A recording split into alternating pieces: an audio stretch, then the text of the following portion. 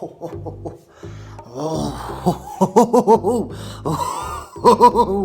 Declan, is that you? I didn't know you were coming.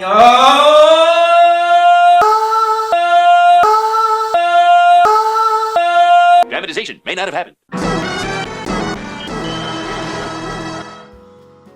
Unreleased toys have always had an effect of triggering the fandom. Whether it's G1 Unicron, the Porsche release of Jazz in Transformers Alternators, Beast Wars Neo Unicron, Titanium Cosmos, or Siege Unicron. If you think fans' appetite for yet-to-be-released toys is crazy, do I have some stories for you. And of course, the nature of unreleased toys is that they haven't been released, meaning that the few that are on the market require a miracle to get them. But today, miracles do indeed happen. Greetings, Cybertronians, I'm Dr. Hurry up already. You know, if you rush me, I'm more likely to break the damn thing. I just want you to get this over and done with because I paid for this. Yeah, whatever, head. Greetings, Cybertronians, I'm DrLockdown, and today's diagnosis pertains to the ever-elusive Generation 2 Breakdown. Technically speaking, Breakdown doesn't actually count as an unreleased toy. He actually had the privilege of making it into two different conventions, BotCon of course, and the far lesser known FXCon, which this sample comes from. Don't get your hopes up though, because the remaining members definitely do count as unreleased figures, to the point where Menasor doesn't even have any carded samples, and if you were thinking of taking on the ludicrous task of actually completing G1 Menasor, I don't know what to tell you, man. So G2 transforms into a sideswipe. Yeah, I'm not exactly a car expert. At least in terms of vehicle mode, this looks hella sexy. One thing you can always count on when it comes to vintage Transformers is the colours and the surface details. The paint is always applied well, and the surface detail is realistic to the T. The downside of vintage Transformers is the sticker game. Often with older releases, you get stuck with factory applied stickers. Now, in and of itself, this isn't too bad, as with the original Generation 1 and Generation 2 toys, they're applied exceptionally well. But after a while, these stickers fall off and you're left with a detail-less plank. Funny thing though, most of G2 Breakdown's details are tampergraphs and paint applications. Sure, you do get a single sticker on the roof here, and it's following the 90s gaudiness as it should, but the logo on the front is actually tampergraphed, and can I say, what a lovely logo it is. The G2 logo is awesome. Not as cool as the OG Con logo, but hey, it's still pretty cool. Very good job on the gold paint too. As you may see in an upcoming video, I'm currently working on it right now, this shiny style of paint is actually incredibly difficult to pull off. That being said, the back section does look a little barren.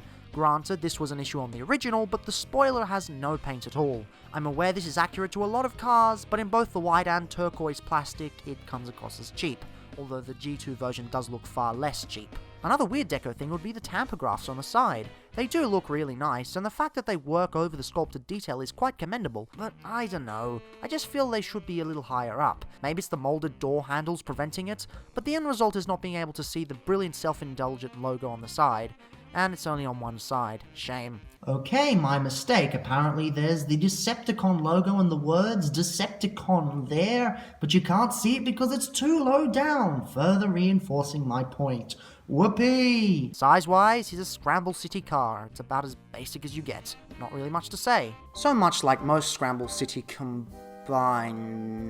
he's... Excuse me, do you mind? Well, I'm just making sure you don't break it during transformation. Well, if you keep looking over my shoulder, I probably will. So much like most Scramble City combiner limbs, he is...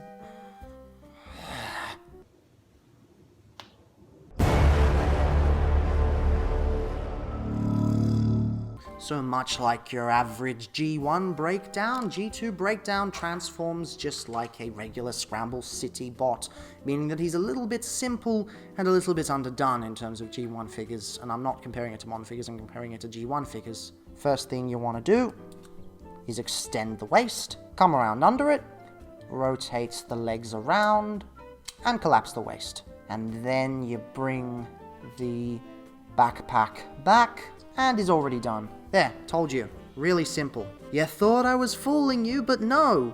He's that bloody simple. In robot mode, I kinda wish that the others had gotten releases as opposed to breakdown. Don't get me wrong, Breakdown isn't the worst Stunticon. Sadly, he's definitely not the best either though. Given how Takara hadn't really figured out how to do proper backpacks at this point, although I'd argue that they kinda did, yeah, this right here is pretty bad. Even as far as G1 toys go, this is abysmal. I get that this is an older toy, but Takara had already figured out how to make backpacks work. I can forgive the arms because hey, G1 toy. And I can even forgive the lackluster head sculpt because that acts as the combiner peg. But these legs, not cool. A simple extendo leg with some flip-out feet would have worked much better, or a brawl-style flip-over. But May will forgive all of these faults, since it's a vintage toy made in a different time. One thing you'd be hard-pressed to forgive, though, is the lack of paint. There's barely any here. I'm fine with the chest having exposed die-cast metal, but me, the rest of this is barren as a desert. If the vehicle mode was able to give us a ton of painted details, why wasn't the robot mode? I know I shouldn't be this hard on what is essentially a repainted G1 toy, but the pedigree of this figure is so high that you'd think it would be a little better than this. It's also rather disappointing that we've got some pretty bad mold degradation here. Upon closer inspection, it almost looks like it's melted inside the packaging, when actually it's from the mold slowly breaking down. Fair enough. Regardless, mold degradation is something that affects all toys. Still, it's definitely better than having the mold stolen. Size-wise, if we're going by modern standards, it's about the size of a modern Legends figure. He wouldn't fit in aesthetic-wise, but it's the closest thing I can compare him to. Now, it's virtually impossible for mere commoners to get their hands on the ever-elusive other 4 members, but for now we can actually combine him with the regular edition Menasor. Dude, you're not actually gonna combine them, are you? What? That's part of the process! Dude, if you damage them, I have the right to sell your spleen.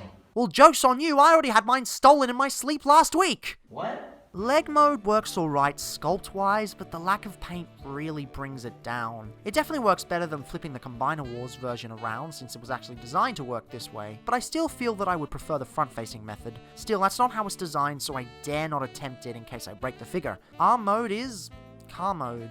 The car looks great, so there's nothing much to say here. Oh bugger, I almost forgot about the articulation. Arms! There we go! That's usually the thing with G1. You're often left with a really awesome vehicle mode, but a less than satisfactory robot mode.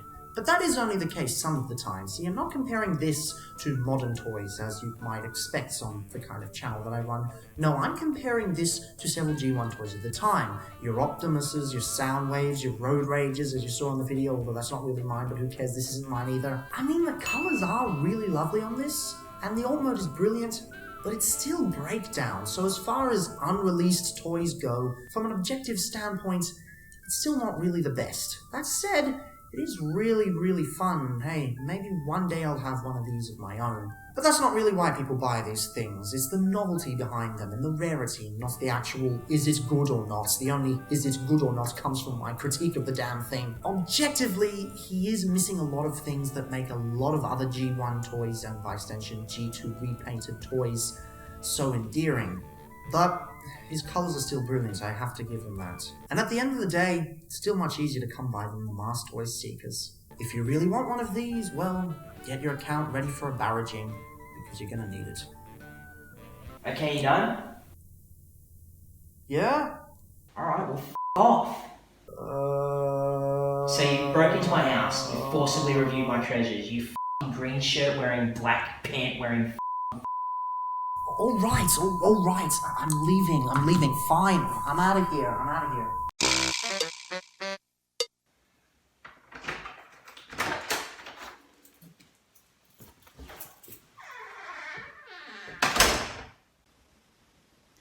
Did you do it? Well, yeah, that was kind of the whole point of why I went over there in the first place. Oh, f***ing Christ. Do you know how many of those things are actually left in circulation? Do you have any idea what you've done? You've ruined it. You've ruined one of the rare mint and seal box copies left. And what you've done so... Ah! Your spleen. Your spleen.